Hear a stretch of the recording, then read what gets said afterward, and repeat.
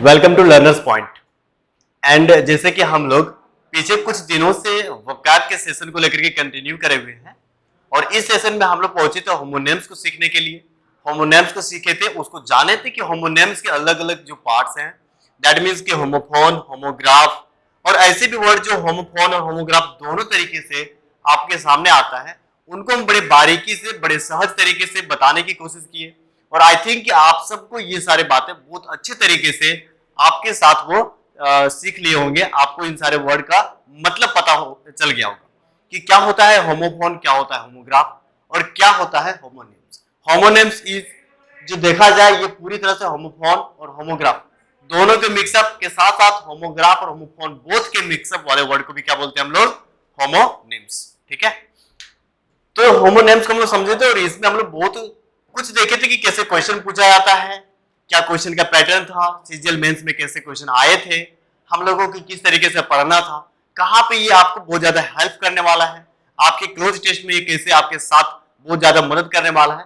इन सारी चीजों को हम लोग देखे थे और समझे थे कुछ होमोनिम्स को। आज इसी को आगे बढ़ाते हुए, कंटिन्यू करते हुए हम लोग कुछ और भी होमोनिम्स को सीखने का प्रयास करेंगे। तो चलिए शुरू करते हैं आज के होमोनिम्स से और लेते हैं आज का पहला होमोनिम्स, जो कि आपके सामने लिखा हुआ है अवोकेशन। ठीक है, स्पेलिंग का लिखा हुआ है AVOCATION, अवोकेशन, और दूसरा लिखा हुआ वोकेशन, VOCATION। दोनों में सिर्फ डिफरेंस किसका है? ए का। साउंड भी कैसा आ रहा है? एक जैसा आ रहा है। दैट मीन साउंड जब एक जैसा आ रहा है, इसका मतलब क्या हो गया? होमोनिम्स। उसके बाद है वेकेशन। वेकेशन में क्या डिफरेंस हो गया कि यहाँ पे वो की जगह पे ये आ गया, लेकिन साउंड में आपको थोड़ा सा कंफ्यूजन होगा, हल्का सा डिफरेंस है। तो इसको हम लोग कहां पे रखेंगे? होमोनिम्स वाले सेगमेंट में, और समझेंगे तीनों के अलग अलग क्या मतलब है, क्या मीनिंग है, क्या अंतर है इन तीनों में, क्या डिफरेंसेस है। तो अवोकेशन का मतलब होता है कि subordinate occupation usually one pursued for pleasure.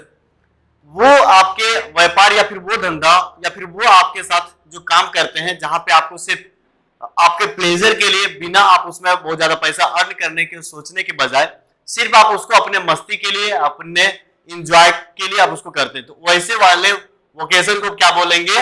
अवोकेशन। जैसे हिज अवोकेशन वाज गार्डनिंग, जैसे उसका जो एक बोलते ना कि टाइम के साथ पार्ट टाइम उसका जो काम था, जिसमें वो बिना किसी अर्निंग का करना चाहता था या करने के लिए उत्सुक होता था, तो उसके लिए क्या था? वो गार्डनिंग। जैसे हिज अवोकेशन वाज गार्डनिंग। उसके अदर जो काम से वो कैसा काम है? गार्डनिंग करने का। Teaching is avocation. कोई जो लोग होते हैं, वो कुछ जगह, कुछ दूसरे जगह पे क्या कर रहे होते हैं? काम कर रहे होते हैं, वहां पे उसका जॉब होता है, लेकिन उसके अलावे भी वो क्या करते हैं? बच्चों को पढ़ाते हैं। उसका वो एक एंटरटेनमेंट करने की जरिया हो जाता है, बस उसको अच्छा लगता है इसलिए उसको करते हैं। तो वैसी चीजों को क्या बोलेंगे? अवोकेशन। वोकेशन क्या होता है? मतलब इसका हो गया कि कॉलिंग और रेगुलर एंड हैबिचुअल परस्यूट, जो आप पर डे करते हैं एज ए जॉब, जिसमें आपको पैसे कमाने होते हैं, उसको आप क्या बोलेंगे? वोकेशन। जैसे बोलेंगे कि आपका व्यापार क्या है, आप क्या चीज का काम करते हैं, आप किस तरीके का अपने काम धंधे को कर रहे होते हैं जिससे आपका इनकम होता है, तो उसको बोलेंगे आप वोकेशन। आप सुनेगा ना वोकेशनल कोर्स, जैसे हम लोग कर लेते हैं एमबीए या फिर हम लोग कर लेते हैं ये बीसीए। ठीक है, तो ये सारे वोकेशनल कोर्स होते हैं, क्योंकि इसको करने के बाद आप एक सिक्योर जॉब में जा सकते हैं। जैसे हिज वोकेशन इज बैंकिंग, उसका जो काम करने का क्षेत्र वो कहां पे है? बैंकिंग। उसका जो पैसे अर्निंग का क्षेत्र वो क्या है? उसका बैंकिंग। इसमें पैसे अर्निंग का बात नहीं, उसमें बस एंजॉय करने का बात है, जबकि इसमें पैसे अर्निंग का बात है। Financing is our family vocation. तो फाइनेंसिंग जो करते हैं वही उसका परिवार का क्या है? धंधा है, परिवार का वो व्यापार है। तो यहाँ पे इसका मतलब हो गया व्यापार, इसका मतलब हो गया वो उस तरह का व्यापार जिसमें आप सिर्फ मस्ती के लिए करते हैं। वैकेशन का क्या मतलब हो गया? Fixed period of cessation from work. Work से कुछ समय की छुट्टी, वर्क से कुछ समय की छुट्टी। उस छुट्टी को आप चाहे तो कहीं पर जाकर के एक पिकनिक के रूप में या टूर के रूप में जाकर के एंजॉय कर सकते हैं। तो उस तरह के जो आपको एक फिक्स पीरियड दिया जाता है, जो कि आपकी छुट्टी का समय होता है, सेशन का मतलब होता है छुट्टी का समय, तो उसको क्या बोलेंगे? वेकेशन। क्या बोलेंगे? वेकेशन। जैसे when does the summer vacation begin, कब गर्मियों की छुट्टियां आने वाली है? गर्मियों की छुट्टियां का मतलब जब हम काम से अलग हो जाए, काम को रोक दे, कुछ समय के लिए पॉज कर दें, अपने आप को इंटरटेनमेंट करें, उस वक्त वाले समय को क्या बोलेंगे? Vacation. We have planned to go Kashmir for summer vacation. हम लोग कश्मीर की ट्रिप तैयार किए हैं, किस लिए? किस लिए? समर वेकेशन को एंजॉय करने के लिए। तो वेकेशन का मतलब होता है एंजॉय करने। Our winter vacation begins today. और हम लोग की जो ठंड की छुट्टी है वो कब शुरू होने वाला है? आज। नेक्स्ट हमारे सामने जो होमोनिम्स है वो कौन सा है? बेयर, जिसका मतलब होता है अनकवर्ड, जिसका बोल सकते हो आप नंगे, ठीक है, या बिना किसी कवर के। और दूसरा है बियर, इसको बेयर भी बोलते हैं, इसका मतलब होता है टू एंड्योर और सफर, सहन करना। इसका मतलब हो गया सहन करना, ठीक है। जो हिंदी प्रेमी लोग हैं वो सहन करना आप हिंदी से भी लिख सकते हैं, ठीक है। इसका मतलब क्या हो गया? नंगे। जैसे आप कभी अपने घर से बाहर निकल जाते हो तो बिना किसी फुटवेयर का, ठीक है, बिना चप्पल और बिना जूते को, तो आप क्या बोलते हैं कि नंगे पैर वो बाहर चला गया, उसी को बोलते हैं बेयर फुट। नंगे पैर को क्या बोलेंगे? Bare foot. His head was bare, उसके सर के ऊपर ना ही टोपी है, ठीक है, ना ही टोपी है, ना ही उसके ऊपर बाल है, तो ऐसे हेड को क्या बोलेंगे? बेयर हेड, ठीक है। We could not walk on this road with bare foot. हो सकता है कि रास्ते में बहुत ज्यादा कंटीले पत्थर हो या फिर वैसे कुछ चीजें हो, तो वहां पे आप नंगे पैर नहीं चल सकते। इसलिए क्या क्या क्या यहाँ पे कहा गया है कि we could not walk on this road with bare foot. हम लोग इस रास्ते पे नंगे पैर नहीं चल सकते। He was standing across the road in bare body। वो रोड के किनारे नंगे, मतलब पूरी तरह से बॉडी के ऊपर कपड़ा नहीं है, तो वैसे खड़ा हो चुका है, जिसको बोलेंगे बेयर बॉडी। और यहां पे इसका मतलब था सहन करने से, जैसे कि he could not bear such a heavy loss. इतने बड़े नुकसान को वो सहन नहीं कर सकता है, बर्दाश्त नहीं कर सकता है। तो बर्दाश्त करने से सहन करने का जो सेंस आपको देगा वो कौन देगा आपके सामने? Bear, BEAR। और BARE का मतलब नंगे, वो बिना कवर का, विदाउट कवर, ठीक है।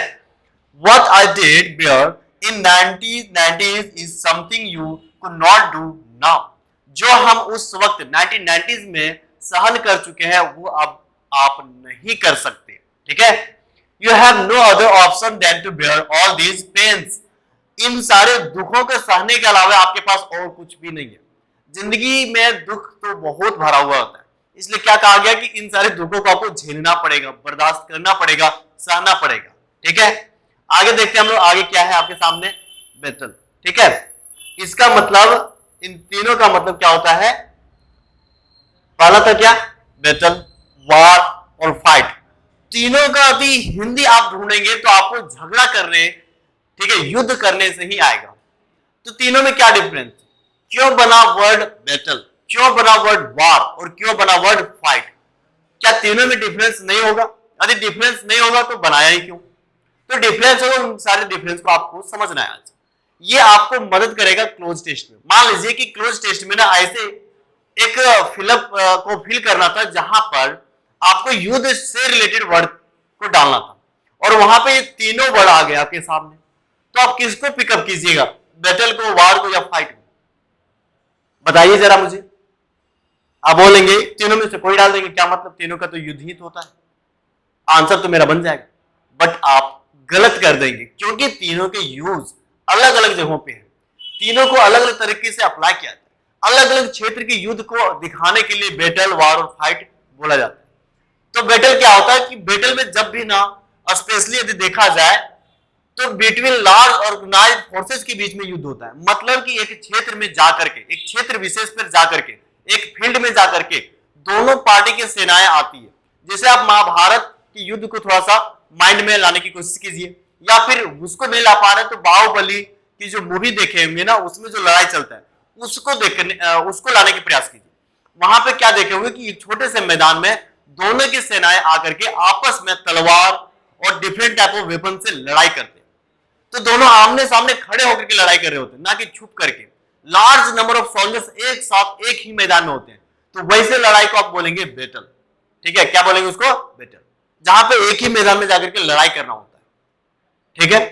आप इधर और उधर में लड़ाई नहीं करेंगे, सिर्फ उस मैदान के अंदर लड़ाई करेंगे, उसे बोलेंगे बैटल। जैसे battle of Panipat, battle of Buxar, इस तरह के युद्ध में आप देखेंगे कि दोनों तरह की सेनाएं एक साथ जाकर के क्या होता है? लड़ाई कर रहा होता है। जैसे a pitched battle was fought between the two armies, दो आर्मी के बीच में ना लड़ाई लड़ा गया, तो दोनों आर्मी कंप्लीटली एक जगह पे थे और दोनों के बीच में ना वो लड़ाई हुआ, ठीक है। उसके बाद जैसे Pakistan army indulged in an arm battle with Indian army, Indian army के साथ पाकिस्तान की आर्मी का कमोबेश पर डे रेगुलर तरीके से क्या होते रहता है, मुठभेड़ होते रहता है, झगड़ा होते रहता है। और वहां पे यदि कुछ नंबर ऑफ सोल्जर्स एक साथ लड़ाई करने लग जाए तो उसको बोलेंगे आप बैटल। Getting my points? आप बोलेंगे जी हाँ सर। उसके बाद है वार। वार का मतलब है the hostilities between Nations conducted by there armed forces, जब लड़ाई दो अलग अलग नेशंस के बीच में अलग अलग क्षेत्रों से हवाई फायर, उसके बाद ओशियन के साथ फायर, ठीक है, लैंड पे फायर, मतलब फाइटिंग होना शुरू हो जाए, अलग अलग क्षेत्रों से क्या हो जाए, लड़ाइयां शुरू हो जाए। वहां पे कुछ सेना उधर से लड़ रही है, कुछ इधर से लड़ रही है, एक साथ गुट मिलकर के नहीं लड़ रहा, मतलब सारे सेना एक जगह पे खड़ा होकर लड़ने रहा है। एक छोटा सा मैदान तैयार करके इसी मैदान में इधर के सैनिक और इधर के सैनिक लड़ाई नहीं कर रहे, बल्कि क्या कर रहा है, कुछ ऊपर से जाकर के लड़ाई कर रहा है, कुछ इधर पानी से होकर के, ओशियन से, सी रूट से, कुछ धरती से ही जाकर के, ऐसे करके लड़ाई लड़ रहा है, ठीक है। तो ऐसे तरह की लड़ाई, और ये जो है ये क्षेत्र विशेष में नहीं, कुछ लोग इधर वाले क्षेत्र में लड़ाई कर रहे हैं, कुछ इधर वाले क्षेत्र में कर रहे हैं। तो इस तरह के बड़े वाले एक एरिया पे जो लड़ाई होता है, जहां पे एक साथ आपको दिखाई नहीं देता, उसे आप वार बोलेंगे। जैसे एग्जाम्पल के रूप में अभी रिसेंटली रशियन और यूक्रेन जो वार चल रहा है, रशिया और यूक्रेन का जो वार चल रहा है, उसमें कोई एक क्षेत्र पे, कोई एक ग्राउंड पे जाकर के लड़ाई नहीं लड़ रही है, ठीक है। तो आप इसे बोलेंगे वार। जैसे during the second world war many battles were fought. अब जब सेकेंड वर्ल्ड वार था तो वर्ल्ड वार जो है इतने बड़े एरिया पे, मान लीजिए यहाँ पे कुछ अलग अलग देश है, तो हर देश पे इधर से लड़ाई किया जा रहा है। अब इस देश में छोटे से एरिया पे बीच में जाकर के कुछ सेनाएं आपस में लड़ रहे, टकरा रहे हैं, तो उसे यहाँ पे बोलेंगे बैटल, और जो पूरा चल रहा है उसे बोलेंगे वार। तो आई थिंक कि इस वाले चीज को आपको समझ में आ गया होगा कि बैटल और वार के बीच में क्या डिफरेंस है। अब इसके बाद हम लोग सीखते हैं एक छोटा सा वर्ड है फाइट। फाइट का मतलब है कॉम्बैट बिटवीन टू और मोर पर्सन्स एंड पार्टीज, जब दो आदमी और जब दो अलग अलग पार्टीज, छोटे लोग, छोटे समूह आपस में लड़ाई करे, हाथापाई करे, उसे बोलेंगे फाइट, ठीक है। जैसे आप चल रहे ट्रेन में, कोई चोर आ गया, उस चोर को लोग पीट रहा होता, उसे बोलेंगे फाइट। वहां पे लड़ाई झगड़ा चल रहा था, उसे बोलेंगे फाइट, ठीक है। जैसे my sister quite often indulged in fights with me, हमारी जो सिस्टर है वो हमेशा मुझसे क्या करते रहती है, झगड़ा करती रहती है। तो इसमें वो वेपन्स और उसमें वो मिसाइल वगैरह तो लॉन्च नहीं करेगी, ऑब्वियसली बात है कि बस थप्पड़ और यही सब चीजें चलेगा, ठीक है। तो इसे बोलेंगे फाइट। चलिए, तो आप फाइट का मतलब भी समझ में आ गया। यहां पे एक क्वेश्चन आप लोग को हम बताने की कोशिश करेंगे, या एक वर्ड आप सिखाने की। जैसे आपके बीच में इस तरह का फाइट तो देखेंगे, फाइट अमंग विमेन, विमेन के बीच में आप तो फाइट तो कमोबेश देख ही लिए होंगे ना, अपने पड़ोसी के बीच में, अपने पड़ोसियों को लड़ाई झगड़े करते हुए। तो जब फाइट अमंग विमेन चल रहा होता है तो उसे आप क्या बोलेंगे, इन अ वर्ड या फिर एज एन इडियम, इडियम के रूप में से क्या बोलेंगे, कैट फाइट। क्या बोलेंगे इसे, कैट फाइट। महिलाओं के झगड़े को आप कैट फाइट, ठीक है, बिल्ली का झगड़ा नहीं, cat fight means fight among women, कोई दिक्कत नहीं। तो इस बात को आप सीख लिए। अब मेरा एक क्वेश्चन है और आपको इसे कमेंट करना है कि डॉग फाइट का मतलब क्या होगा। कैट फाइट का मतलब फाइट अमंग विमेन, तो डॉग फाइट का क्या मतलब होगा, आप मुझे इसका आंसर कमेंट में पिन करेंगे। जो इसका आंसर देगा, हम उसका नाम कल वाले सेशन में लेंगे कि किसने इसका सही आंसर दिया था, ओके। तो मेरा वेट रहेगा कि इसका आंसर सबसे पहले कौन देता है। तो इस बात को आप लोग समझ गए, फाइट और बैटल और वार के बीच के चीजों को। अब है एक नया सिनोनिम जिसका आप उच्चारण करने की कोशिश कीजिए, उसको पढ़ने की कोशिश कीजिए। क्या पढ़ेंगे सर, एरी, एरी, और यहां पे एरी, दोनों का साउंड एक जैसा, इसलिए तो होमोनिम्स बना। इस एरी का मतलब होता है ईगल्स नेस्ट, ईगल की जो घोंसला होता है उसको क्या बोलेंगे, एरी, ठीक है। और यहां पे जो एरी है इसका मतलब होता है ब्रीजी, ब्रीजी का मतलब हो गया हवादार, क्या बोलेंगे इसे, हवादार। आपके घर में एक ऐसा भी रूम होगा जिसके सारे विंडोज से आपको एकदम सुहाना भरा हवा आता है, ठीक है, बड़ा अच्छा फील होता है उस रूम में। तो अब उस रूम को क्या बोलते हैं, उस तरह के रूम को क्या बोलेंगे, बड़ा हवादार रूम, एकदम से एकदम नेचुरल हवा आ रही है इसमें, तो वैसे ही चीज को क्या बोलेंगे, एरी और ब्रीजी। ब्रीजी बना है वर्ड ब्रीज से, और इस ब्रीज का मतलब होता है जो ठंडी हल्की हवा जो चलती है, ठंडी हल्की हवा। जब आप सुबह उठते हैं, आप लोग कितने बजे सुबह उठते हैं, कोई ऐसे भी तो नहीं है नालायक लोग जो 10 बजे उठते हैं, 10 बजे मत उठिएगा, ठीक है, क्योंकि सुबह की जो ताजगी, सुबह की जो रिफ्रेशमेंट वाला जो एक माहौल होता है ना, वो आपको 10 बजे और दोपहर में नहीं मिलेगा। उसको आपको फील करना है तो अर्ली मॉर्निंग उठना पड़ेगा, और इस वर्ड को भी सीखना है तो अर्ली मॉर्निंग उठना पड़ेगा, क्योंकि अर्ली मॉर्निंग जब उठेंगे आप अपने घर की छत पे जाएंगे तो वहां पे एक ठंडी हल्की सुहावनी भरी हवा को आप महसूस करेंगे, और उसी हवा को आप बोलेंगे ब्रीज, और इसी से बना है ये ब्रीजी, क्योंकि इसको हम एडजेक्टिव के रूप में यूज करते हैं। The office was light and airy, मेरा जो ऑफिस है वो कैसा है, हवादार है, वहां पे हवा चारों तरफ से आती जाती रहता है, ठीक है, अच्छा फील होता है मुझे। उसके बाद नेक्स्ट जो आपका होमोनिम्स वाला सेगमेंट वो कौन सा है, एडिशन। इस एडिशन का मतलब होता है कि पुटिंग मोर और जोड़ना। आप छोटे से बचपन में प्यारे प्यारे हाथों से, ठीक है, आप इस काम को किए भी होंगे, जैसे 2 + 2 = जो भी होता है क्या होता है, 4। तो यहां पे आप क्या कर रहे हैं, इस 2 के साथ इस 2 को ऐड कर रहे हैं, और इसी चीज को बचपन में क्या पढ़े थे, एडिशन। लेकिन एडिशन का मतलब होता है, एडिशन का मतलब होता है number of books printed at one time.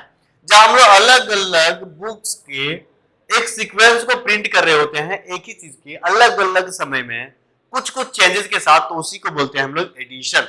The first edition of his book sold like hotcakes, उसका जो पहला एडिशन आया था बुक का, वो इस तरह से बिक गया जैसे कैसे, हॉटकेक्स, मतलब एकदम भोकाल तरीके से, भूचाल ला दिया ना एकदम बिक्री के क्षेत्र में।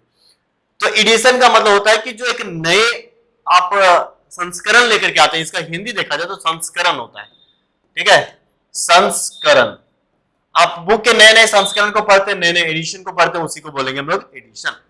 नेक्स्ट है अलाउड और अलाउड। अलाउड का मतलब होता है परमिटेड, जब कोई व्यक्ति आपको अलाउ कर दे कि हाँ इसको कर लो, उसका आदेश आपको मिल जाए, उसी को बोलेंगे अलाउड। ये एक्चुअली बना है वर्ड ALLOW, अलाउ से। इसका मतलब होता है आदेश देना या ग्रांट परमिशन, ठीक है, जब आप किसी को परमिशन दे देते हैं तो उसी को बोलते हैं अलाउ। इसी का पास्ट फॉर्म के रूप में अलाउड का यूज किया जाता है, इसका मतलब होता है किसी को आदेश दे देना। जैसे यहाँ पे देखिए, he is not allowed to stay out late, उसको ये आदेश नहीं दिया गया कि आप बाहर बहुत ज्यादा देर तक रहो, ठीक है। तो यहाँ पे नॉट अलाउड का मतलब आदेश नहीं मिला है, लेकिन इस अलाउड का मतलब होता है कि इन अ लाउड वॉइस, जोर से। जैसे सी क्राइड अलाउड इन प्रोटेस्ट, वो जो बैठा हुआ रहता है ना आंदोलन पे, ठीक है, या फिर धरना प्रदर्शन पे, तो वहां पे नारेबाजी लगा रहा होता है, और वहां पे जब चिल्लाता है कोई तो कैसा चिल्लाता है, अलाउड, जोर से, अलाउड। और इसका मतलब allowed, allowed, allowed, allowed. Antics का मतलब होता है कि ऑड और स्ट्रेंज, जो चीजें आपके लिए एकदम से यूनिक हो, एकदम से नए हो, एकदम से एलियन हो, इसको आप क्या बोलेंगे, एलियन। एलियन से आप लोग का भेंट मुलाकात तो होते रहता होगा, नहीं ना, नहीं। और एलियन किसको बोलेंगे, जो आपके लिए एकदम न्यू, स्ट्रेंज हो। तो ऐसी चीजों को आप एक नए वर्ड में क्या बोलेंगे, एंटिक्स, ANTICS, ठीक है। ये नाउन के रूप में हम लोग इसको यूज करते हैं, जैसे हिज जेस्चर्स आर एंटिक, उसकी जो जेस्चर है, उसकी जो ढंग है, तरीका है, कैसा एकदम से एंटिक है, पूरी तरह से अलग है। और इस एंटिक का मतलब होता है एडजेक्टिव के रूप में एंशिएंट और ओल्ड फैशन, जो पुराने जमाने से चला आ रहा, जो चीजें बहुत पुरानी, उसे बोलेंगे एंटिक। जैसे he is very fond of collecting antique coins, आपके घर में भी बहुत सारे छोटे छोटे कॉइन्स होंगे ना, 10 पैसे 1 पैसे का, तो उन सारे सिक्कों को आप क्या क्या बोलेंगे आज के दिन में, एंटिक कॉइन्स। या फिर नोट भी होगा ना, जो ब्लैक 10 रुपए का नोट आता था बहुत पुराने जमाने में, या सोच लीजिए कि अंग्रेज जब हमारे यहाँ पे थे, उस जमाने का आपको नोट मिल जाए, तो उस तरह के नोट को क्या बोलेंगे, उस तरह के करेंसी को क्या बोलेंगे, एंटिक। या बहुत सारी चीजें हैं, अलग अलग सामान भी है जो आपको पुराने जमाने के मिल जाए, उसके लिए भी आप क्या यूज करेंगे, एंटिक। ठीक है। उसके बाद ये आपके सामने क्या है, नेक्स्ट तरह के जो सिनोनिम्स है वो है आपके सामने ऐसे और ऐसे, ऐसे और ऐसे, ठीक है। इसका मतलब वर्ब के रूप में और इसका मतलब नाउन के रूप में। Test the purity of metals, metals के जो आपके सामने धातु हो, धातु का आपकी शुद्धता को जानना हो तो उसके लिए आप टेस्ट करेंगे, एक प्रोसेस में लाएंगे उसको, और उसी प्रोसेस को बोलते हैं ऐसे, ठीक है। और ऐसे का मतलब होता है एक नाउन के रूप में पीस ऑफ कंपोजिशन, जो चीज आप लिखते हैं, जैसे आप बचपन में तो कई बार आपको सर लिखाए गए होंगे कि गाय के ऊपर निबंध लिखो। अब ये ना जाकर के गाय के ऊपर लिखने लगना, आप गाय की चीजों को, गाय के बारे में जो चीजें आप जानते हैं उसको लिखना होता है, तो उसी चीज को बोलेंगे ऐसे, ठीक है। योर ऐसे is full of grammatical error, जैसे कि आपका ऐसे जो आपने लिखा वो काफी ग्रामेटिकली उसमें एरर था। जबकि यहाँ पे ऐसे का मतलब ही एसेड द गोल्ड ऑर्नामेंट्स, वो व्यक्ति गोल्ड के जो बने ऑर्नामेंट्स, ऑर्नामेंट्स का मतलब होता है आभूषण, तो जो आभूषण तैयार किया, गहना जो तैयार किया गया ना, गहने बोलते हैं, गहना बोलते हैं उसको, तो उस चीज का वो टेस्ट कर रहा है, तो टेस्ट करने की चीज को क्या बोलेंगे ऐसे। नेक्स्ट जो आपका सेगमेंट है उसमें है AIL, इसका मतलब होता है टू बी इल, बीमार पड़ना। जैसे ही इज एलिंग विथ निमोनिया, उस व्यक्ति को निमोनिया हो गया, ठीक है, तो एल का मतलब बीमार पड़ना। उसके बाद ALE, इसका मतलब एल का मतलब होता है अ ड्रिंक वाइन, ये भी एल है और ये भी एल है। इसका मतलब होता है कि ड्रिंक, जो कि आप क्या बोल सकेंगे वाइन, शराब, तो शराब को क्या बोलेंगे एल। जैसे ही Daly goes to the ale house, वो डेली एल हाउस जाता है, शराब की दुकान जाता है। बहुत सारे ऐसे भी महानुभाव होते हैं ना जिसका पर डे का हैबिट बन जाता है, तो उसके लिए बारे में यहाँ पे बात किया जा रहा है। नेक्स्ट है ऑल टुगेदर, ध्यान से देखिए यहाँ पे ऑल अलग लिखा हुआ है, टुगेदर अलग लिखा हुआ है, ठीक है। और दूसरा एक है ऑल टुगेदर, एक साथ।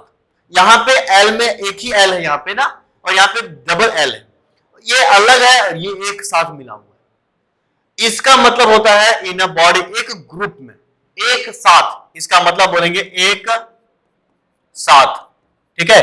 इसका मतलब बोलेंगे आप एक साथ। और ऑल टुगेदर का मतलब होता है पूर्ण रूप से, कंप्लीटली, जिसे बोलते हैं ना पूर्ण रूप से, पूरी तरह से, ठीक है, पूर्ण रूप से।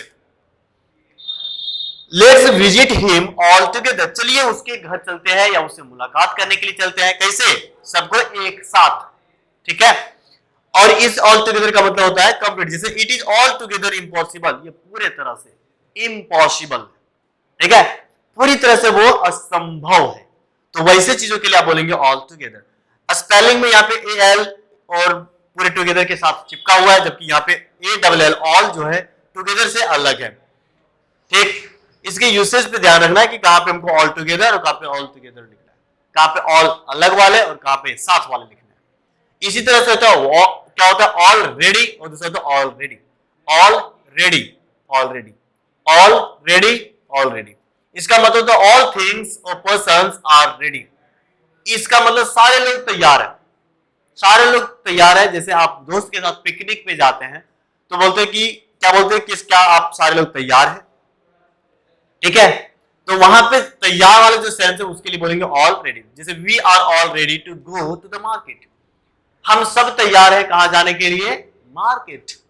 और इस ऑलरेडी का मतलब होता है कि प्रायर टू अ स्पेसिफाइड और इंप्लाइड टाइम, टाइम से, समय से पहले जो चीज हम लोग कर लेते हैं, समय से पहले जो चीज कर लेते हैं, आप उसे क्या बोलेंगे, ऑलरेडी, आप उसे बोलेंगे ऑलरेडी। जैसे ही I have already told him, मैं उसे पहले ही कह चुका हूं, मैं उसे पहले ही कह चुका हूं, यानी अभी समय से पहले कर दिया, तो पहले, समय से पहले की बात हो जाए तो उसे बोलेंगे ऑलरेडी। और ऑलरेडी अलग से बोलना है तो उसको बोलेंगे एक साथ, है ना, सॉरी, हाँ, एक साथ बोलेंगे सारे पर्सन के लिए।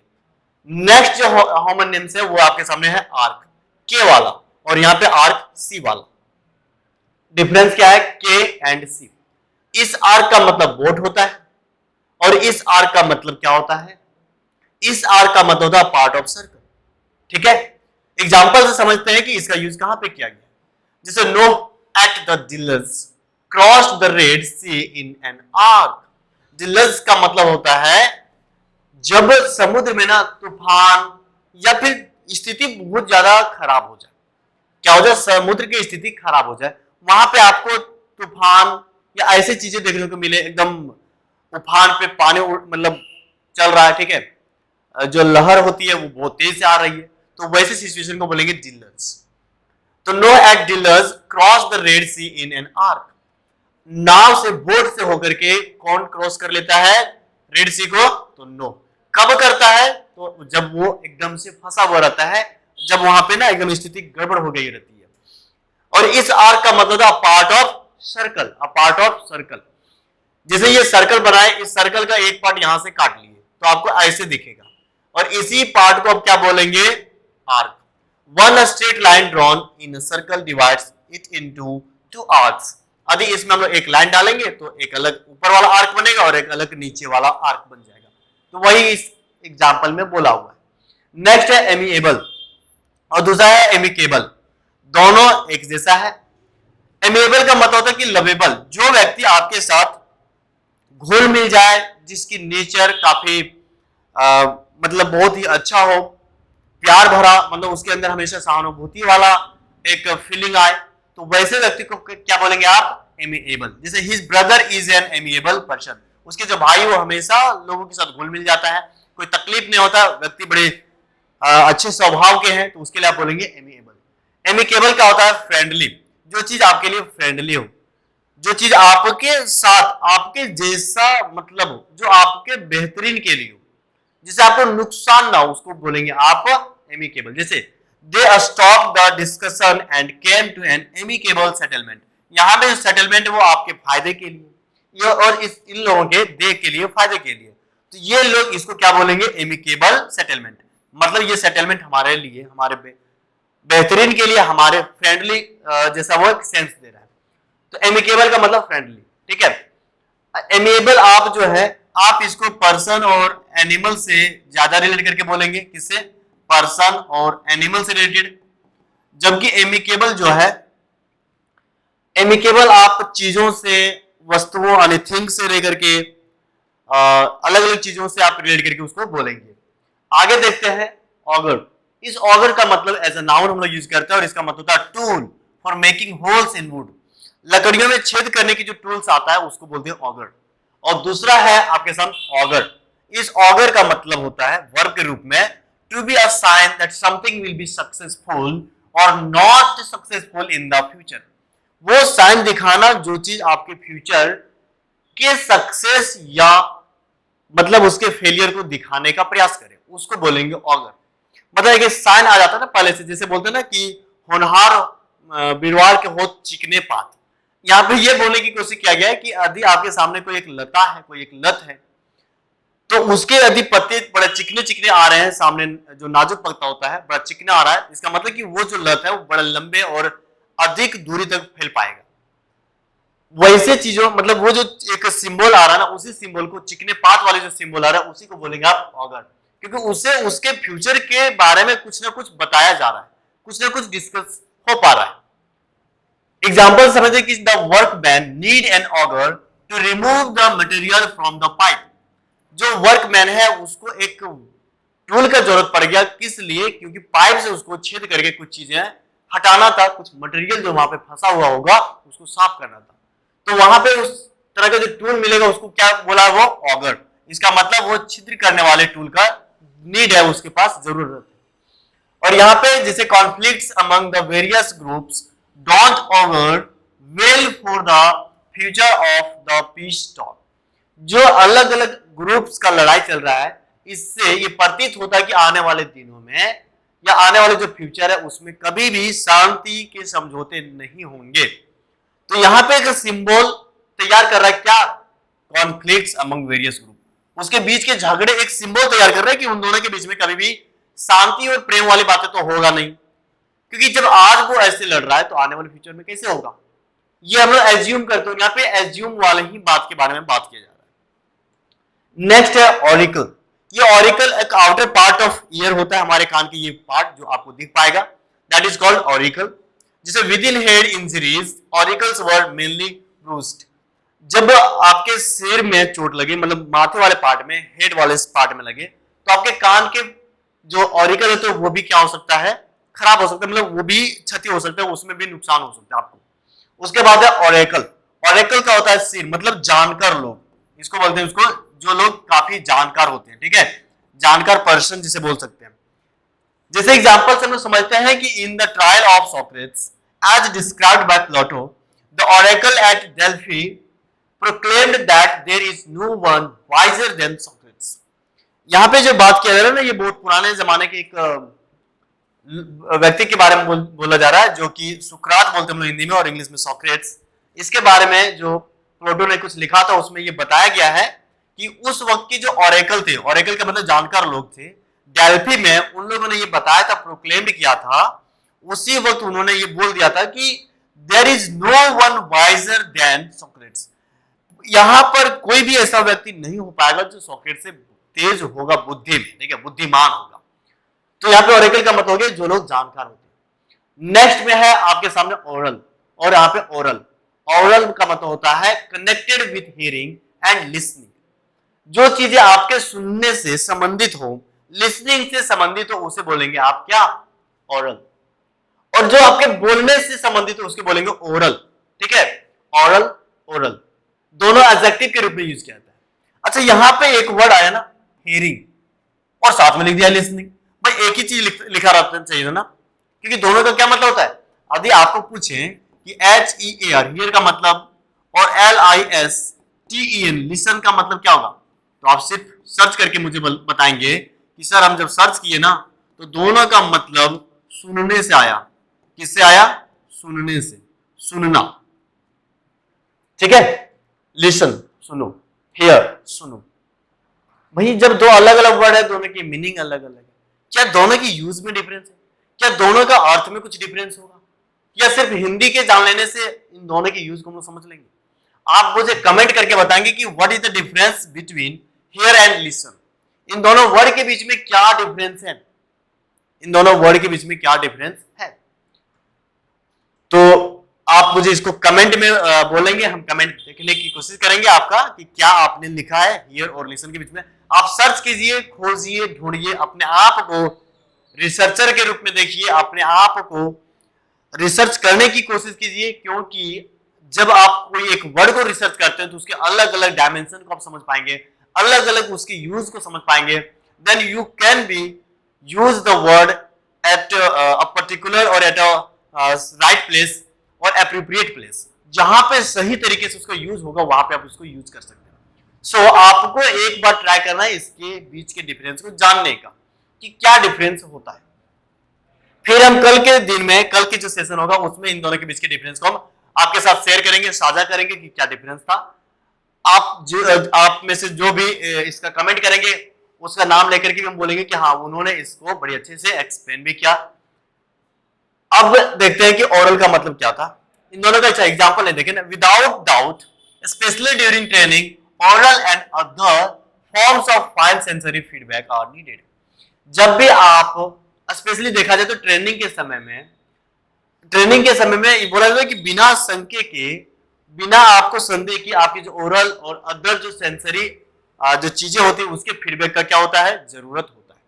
आपको वहां पे अपने जो सुनने की क्षमता उसको क्या करना पड़ेगा, बढ़िया से बिल्डअप करके रखना पड़ेगा, आप सुन पाएंगे चीजों को। और इस ओरल का मतलब होता है कि स्पोकन रादर देन रिटन, लिखने के बजाय बोलने पे ज्यादा विश्वास करना, बोलने की ज्यादा मतलब कोशिश करना, उसी को बोलेंगे ओरल। जैसे आपके एग्जाम में, सॉरी आपके स्कूल में एक एग्जाम होता होगा जिसको बोलते हैं ओरल टेस्ट। उस टेस्ट में मैम ना तो आपसे लिखवाती है या सर ना तो आपसे लिखवाती है, सिर्फ आपसे पूछ लिया जाता है, आप उसका आंसर अपने मतलब बस बोल करके दे देते हैं, उसी को बोलेंगे oral test. His oral agreement may not mean anything without his signed contract. उसकी जो ओरल सेगमेंट जो एग्रीमेंट था वो कोई काम का नहीं था जब तक कि वो साइन करके कॉन्ट्रैक्ट पे ना दे दे। मतलब मुंह से बोले कि हाँ भाई मैं आपके साथ इतने शहर में रहूंगा, तो उस पर वो विश्वास नहीं करने की कोशिश करता है। कोशिश कब पे करता है कि आप मुझे इसको लिख करके दें। नेक्स्ट है बेल और दूसरा है बेल। बेल का मतलब होता है कि पैकेज ऑफ गुड्स। आप देखे होंगे ना कि कॉटन का पैकेज या फिर डिलीवरी बॉय आपको एक पैकेट ला करके देते, उस पैकेट को बोलेंगे बेल। और दूसरा बेल होता है सिक्योरिटी, जिसे बोलते हैं आप जमानत। और जमानत का मतलब होता है कि जब आप कुछ चीज उसके साथ छोड़ आते हैं, उसके बाद बोलते कि ठीक है इस चीज को आप रख लो, उसके बाद हम यहां से जाएंगे। जैसे होता है ना कि जेल में से जो कैदी होता है उसको यदि छोड़ा जाता है तो पुलिस बोलता है कि भाई आपको हम जमानत पे छोड़े, मतलब उसके साथ जो व्यक्ति आया वो गारंटी करता है उस वहां पे कि हाँ भाई इस जो व्यक्ति को हम लेके जा रहे हैं कुछ दिनों के लिए जेल से बाहर, उसको कहीं भागने नहीं देंगे, उसको हम लेकर के फिर आ जाएंगे और वो व्यक्ति आ जाएगा। तो वहां पे वो कुछ साइन करके जाता है, उसी चीज को बोलेंगे जमानत। दोनों के स्पेलिंग में डिफरेंस देखिए, BALE और BAIL, दोनों के डिफरेंस को समझिए, दोनों के डिफरेंस स्पेलिंग को देखिए, ठीक है। अब नेक्स्ट जो आपके सामने है वो है बर्थ और दूसरा है बर्थ। इस बर्थ का मतलब होता है स्लीपिंग प्लेस इन ट्रेन। आप ट्रेन में ट्रेवल कर रहे होंगे तो वहां पे जो आपका कंपार्टमेंट होता है, वहां पे जो आपको सोने की जो जगह मिलता है उसी को बोलेंगे बर्थ। जैसे यहाँ पे he got reservation for a second class berth in the Punjab Mail. Punjab Mail जो ट्रेन है उसमें उसको क्या मिल गया, एक रिजर्वेशन, किसके लिए, सेकंड क्लास बर्थ के लिए, जो सेकंड क्लास के बर्थ होता है जहां पे वो सो करके आराम से जा सकता है। और दूसरा बर्थ का मतलब होता है कमिंग टू लाइफ, इस धरती पे आना, जन्म लेना को क्या बोलेंगे, बर्थ। इसलिए आप लोग बनाते हैं अपने हैप्पी बर्थडे, क्योंकि उस दिन उसी समय उसी डेट को आपने क्या किया था, पास्ट में जन्म लिया था, ठीक है। जैसे the birth of a son in a Hindu family is a great event. किसी भी फैमिली में कोई एक बच्चे का जन्म एक ग्रेट इवेंट होता है, एक बड़े खुशनुमा पल होता है, सबके लिए बड़ा अच्छा दिन होता है उस दिन का। नेक्स्ट आपके सामने है बेयर, बियर, बेयर और बियर। इन चार वर्ड जो है, चारों का प्रोनाउंसिएशन एक जैसा है, साउंड एक जैसा है। डिफरेंस थोड़ा सा स्पेलिंग में भी है, इसमें डबल ई है, इसमें BARE है। इन दोनों का मतलब हम तो पहले बता चुके हैं कि बेयर का मतलब अनकवर्ड होता है, इस बेयर का मतलब बताते हैं कि जो चीज को आप सहेंगे, टॉलरेट करेंगे, बर्दाश्त करेंगे, उसका होता है। और एक बेयर का मतलब भालू होता है, जो एक तरह का जानवर है, आप इसके बारे में भी जानते हैं, ठीक है। भालू आप सबको दिखा होगा, कहीं आप देखे होंगे। और इस बियर का मतलब होता है काइंड ऑफ वाइन या फिर आप जूस ऑफ फ्रूट, ठीक है, फ्रूट ऑफ सॉरी कह सकते कि जूस ऑफ फ्रूट, ठीक है। इस बियर का मतलब होता है काइंड ऑफ वाइन या फिर जूस ऑफ फ्रूट। जैसे people think that beer is good for health, people का ऐसा मानना है, बट कितना ये है सही, ये उसी से पूछना चाहिए। तो हम लोग ने बियर के अलग अलग चार चीजों के बारे में देख लिया। अब देखते हैं नेक्स्ट होमोनिम जो आपके सामने लिखा हुआ है, ये लिखा हुआ बीच, बीच, और एक और यहां पे हम लिख देते हैं BITCH।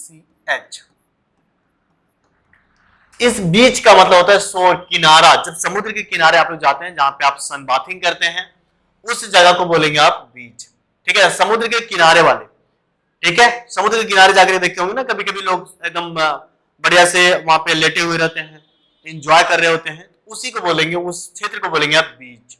और इस बीच का मतलब एक तरह का पेड़ होता है जो स्पेशली आपको घर के डेकोरेशन के लिए घर के सामने लगाया जाता है, बड़ा अच्छा, बड़ा रंगीन और बड़ा कलरफुल वो ट्री होता है, अलग अलग कलर में भी होता है, तो एक तरह का ट्री भी है। और इस बीच का क्या मतलब है, इसका मतलब होता है जिसे आप फीमेल डॉग बोलते हैं, ठीक है, उसी का वो वर्ड है। अब नेक्स्ट आपके सामने वर्ड है बॉर्न और दूसरा बॉर्न। इस बॉर्न का मतलब होता है कैरिड, जो चीजें कहीं से डिराइव होकर के आया हुआ है, किसी के प्रभाव से वो चीजें आपके सामने मतलब दिख रहा है, या फिर किसी चीज को आप लेकर के जा रहे हैं, कैरी करके जा रहे हैं, तो उससे भी बोलेंगे कैरी, ठीक है, बॉर्न बोलेंगे। जिसे the dead body was born by his friends, उसके जो डेड बॉडी है उसके दोस्तों के द्वारा कैरी किया गया, लाया गया। तो इसका मतलब हो गया कि वो चीज वहां से उसके मदद से आया है, उसके मदद से आया है। और इस बॉर्न का मतलब होता है टेक बर्थ। जैसे Pearl was born in Ashwini hospital at Mumbai, Mumbai के अश्विनी हॉस्पिटल में पर्ल का जन्म होता है। यहाँ पे बर्थ का मतलब जन्म होना, ठीक है। अब नेक्स्ट हम होमोनिम्स को देखते हैं, जो कि आपके सामने ब्रेक और ब्रेक लिखा हुआ है। इस ब्रेक का मतलब होता है an instrument to stop a wheel, एक वो चीज जिससे आप गाड़ी को रोक सकने में आप उससे रोक पाते हैं, या वो इंस्ट्रूमेंट आपको मदद करता है गाड़ी को रोकने का। तो उसका स्पेलिंग होता है BRAKE। आप उसमें BREAK नहीं लिखिएगा, ठीक है, उसमें आप क्या लिखेंगे BRAKE, ब्रेक। जैसे one should not use a bicycle without brakes, कोई भी व्यक्ति एक बाइसाइकिल का यूज नहीं कर सकता है विदाउट ब्रेक्स का, ठीक है। बिना ब्रेक का कोई बाइसाइकिल यदि चला रहा है तो बस चढ़ेगा, चलाएगा, कहां उतरना है और कहां उतरेगा ये वो डिसाइड नहीं करेगा, ठीक है, क्योंकि वो अपने उस बाइसाइकिल को रोक ही नहीं पाएगा। और इस ब्रेक का मतलब होता है टू मेक अपार्ट, किसी चीज को तोड़ देना, अलग कर देना। तोड़ने का मतलब हो गया ब्रेक, BREAK, ठीक है ना।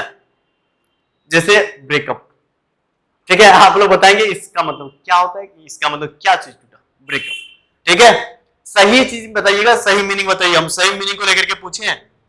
अब है नेक्स्ट जो है, आप इसको पढ़िए, बाव, और इसका मतलब बो, बाव बो, या बो इसको भी प्रोनाउंस कर सकते हैं। तो इस बो का मतलब होता है ब्रांच ऑफ ट्री, ट्री के वो जो एक टहनी निकलता होता है ना, मोटा वाला टहनी, जिसपे आप बैठ करके बचपन में झूले भी झूलते होंगे, तो उसको बोलेंगे बाव, ठीक है। Bird seat on the boss of trees in my garden, garden में जो पेड़ पौधे लगे हैं उसकी जो टहनियां है उसके ऊपर क्या करा हुआ है, बर्ड्स बैठा हुआ है, ठीक है। और इस बॉ का मतलब होता है टू बेंड और मेक समथिंग बेंड, किसी चीज को मतलब उसको झुकाना, तीर को जैसे हम लोग ये जो एक वेपन है ना उसको हम लोग झुकाते हैं ना, तो उससे क्या बन जाता है, वो मतलब वो धनुष बन जाता है, ठीक है। तो इसका मतलब धनुष भी होता है, इसका मतलब आपके सामने क्या होता है, धनुष, क्योंकि धनुष कैसा होता है, एकदम झुकाया हुआ होता है ना, घुमाया हुआ होता है, उसीलिए। Let's go to our motherland, और यहाँ पे जो बो का मतलब टू बेंड, जैसे किसी के सामने बोलते हैं ना ऐसे, तो उस वाले चीज को बोलेंगे, क्या बोलेंगे, बो होना, झुकना, बेंड होना अपने आप को, ठीक है, किसी के रिस्पेक्ट में, खास करके किसी की रिस्पेक्ट में। और इस बोरो का मतलब होता है टू टेक ऑन लोन, जब हम लोग किसी से उधारी लेकर के आते हैं ना उसको बोलते हैं बोरो, ठीक है। We should never borrow money from others, हम लोगों को अदर से, अनजान लोगों से बोरो नहीं करना है, क्या, पैसे। और इस बोरो का मतलब होता है बिल, जो छिद्र होता है ना, मतलब धरती पे जिसमें चूहे और ऐसे चीजें रहती हैं, तो उसको बोलेंगे अ होल इन अर्थ, जैसे सरपेंट्स, सरपेंट्स का मतलब जो लंबे किस्म के सांप होते हैं ना, जो सांप लंबे लंबे होते हैं उसे बोलेंगे सरपेंट्स। और इसका मतलब स्नेक से बोल सकते हैं, सांप से बोल सकते हैं, ठीक है। तो सरपेंट्स लिव इन बुरोज, मतलब वो जो ना बिल में रहता है, कौन, सांप लोग। बैरन, बैरन का मतलब होता है अ नोबल मैन, ठीक है, बैरन का मतलब होता है a noble man. During the middle age all power rested in the hands of rich barons, जो rich barons, rich noble man होते हैं उस वक्त के सज्जन लोग, उसी के हाथ में मिडिल एजेस में, मध्यकाल में सारा पावर होता था, किसके हाथों में, तो बैरन्स के हाथों में, दैट मींस नोबल मैन के हाथों में। और इस बैरन का मतलब होता है, इस बैरन का मतलब होता है नॉट फर्टाइल, अनफ्रूटफुल, जो बंजर हो, इसको क्या बोलेंगे, जो बंजर हो, जिस धरती पे आपका किसी भी तरह का क्रॉप, किसी भी तरह का एग्रीकल्चर मतलब संभव नहीं है, उस वाले क्षेत्र को क्या बोलेंगे, not fertile, that means barren. Barren land का नाम सुने होंगे, जैसे it is a bleak and barren tract of land, ये जो है, ये जो क्षेत्र है, या कोई एक पर्टिकुलर क्षेत्र के बारे में बात किया जा रहा है, वो क्षेत्र के बारे में ये बोलने की कोशिश किया जाए कि वो जो क्षेत्र है वो पूरी तरह से एकदम खराब है, बैरन है, किसी भी तरह का वहां पे उपजाऊ वाला मिट्टी नहीं है, कोई भी चीज वहां पे उपज नहीं पाता है, दैट इज बैरन। नेक्स्ट है ब्रीडल, ठीक है, और यहाँ पे ब्रीडल, ब्रीडल का मतलब होता है प्रिटेंडिंग टू मैरिज, शादी के जो चीजें होता है, ठीक है, जिसको आप प्रिटेंड करते हैं, मतलब शादी के लिए, उसी को बोलेंगे ब्रीडल। जैसे bought to her husband's house many bridal presents, अपने वो हस्बैंड के घर में बहुत सारे शादी के समय जो मिले हुए सामान थे लेकर के वो चला जाता है, तो वो चीज हुआ। और इस ब्रीडल का मतलब होता है एक reins use to drive horse, मतलब चाबुक जिसे बोल सकते हैं ना, एक धागा होता है जिसे घोड़े को ऐसे करके चलाया जाता है, दैट इज कॉल्ड ब्रीडल, चाबुक जिसे बोलते हैं ना, हाँ। तो it is very difficult to bridle a vicious horse, ठीक है, जो थोड़ा सा मतलब विशियस किस्म के हॉर्स होते हैं, थोड़ा मतलब उफान भरे घोड़े जो होते हैं, मतलब उसको बढ़िया से साधा ना गया हो, तो वैसे घोड़े को काबू में कर पाना थोड़ा सा टफ है, ब्रीडल करना, उसको चाबुक से पीटना थोड़ा सा टफ है, हो सकता है कि वो घोड़ा तो दौड़े और आप यहीं पे लुढ़क जाए, तो वैसी बात है।